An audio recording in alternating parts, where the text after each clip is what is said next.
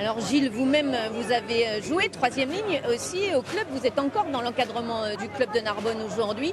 Et vous avez joué notamment aux côtés de Didier Codorniou. Didier, c'était vraiment un joueur à suivre parce qu'il arrivait à faire des petites brèches. Mais à tel moment que je me rappelle, moi, une fois à Grenoble, sur un déplacement, j'étais pile dans son axe pour le suivre. J'ai essayé de le suivre, impossible, parce qu'il s'était faufilé entre deux personnes. Je crois qu'il était passé dans un trou de souris parce qu'il passait dans des endroits impossibles, quoi. Et puis c'était un petit, voilà, le petit prince, c'était pas pour rien son surnom. Eh bien, Didier Codorniou est l'invité de l'entretien cette semaine. 1m70 de fulgurance, l'un des meilleurs trois quarts centre de sa génération, narbonnais, il jouera aussi à Toulouse. C'est l'homme politique que nous avons sollicité, maire de Gruissant, il est vice-président PRG à l'économie maritime de la grande région. Pendant 4 ans, il a été en charge des sports en Languedoc-Roussillon. La grande région peut être une solution alors que le rugby va chercher des fonds à l'étranger. Exemple, l'épisode Qatari avorté à Narbonne.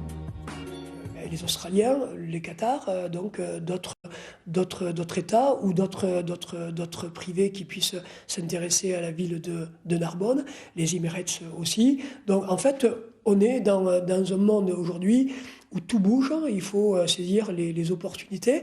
On est dans le monde professionnel et donc les sentiments n'existent pas.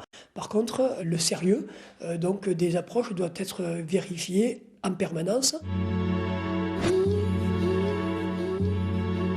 On a souhaité mettre en priorité donc la formation des jeunes, la formation et l'accompagnement pour les clubs amateurs, et puis ensuite donc d'avoir une vraie politique d'organisation par rapport à la valeur intrinsèque des clubs, donc première division, Pro D2, fédéral, etc., qui est harmonisée par rapport aussi aux résultats. Non, ce qui est important, c'est de reprendre les enveloppes globales, de redéfinir des priorités, peut-être que d'autres priorités seront faites.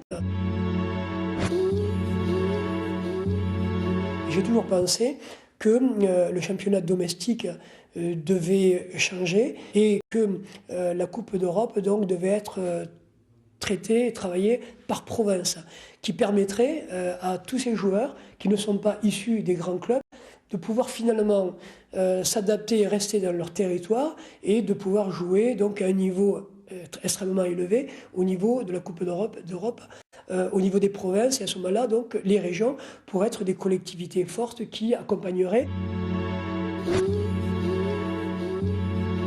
Il existe un schéma régional sur les équipements structurants.